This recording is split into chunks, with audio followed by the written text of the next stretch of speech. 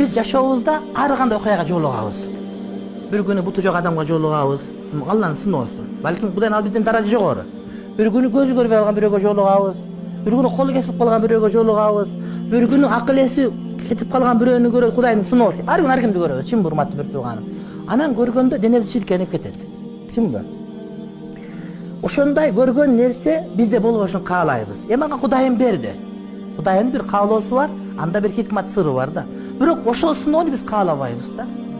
Бирөө бар дайым эле жыгылып басып жүрөт. Бирөө дайым эле банкрот болот. Айтор Кудайым бир сыноо менен сынаган, ошону көрүп, ошол бизге жакпайт. Ошондой болгубуз келбейт, урматтуу бир тууганым. Ошондо кандай дуа кылыш керек? Ошол жаман сыноо бизде болгош үчүн. Муну ошонун дуасы. Азирети Умар ибн Хаттаб, Азирети Абу Хурайра экөө айтат. Пайгамбар алейхиссалам айтты дейт. Кайсы бир адам bir sınoo menen sınalgan adamды көрө турган болсо дейт, минтип айтсын дейт.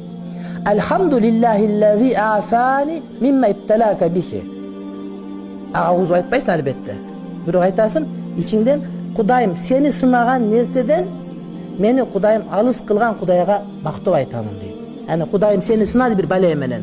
Ушул сени сынаган баледен Кудай Таала мени алыс кылган Аллах Таалага чексиз мактоо айтамын. وَفَضَّلَنِي عَلَى كَثِيرٍ مِمَّنْ خَلَقَ تَفْضِيلًا. Жана Кудай Таала өзү жараткан махлукаттардын ичин көптөрүнөн мени жакшы кылып жараткан Кудайга мактоо айтамын дейт.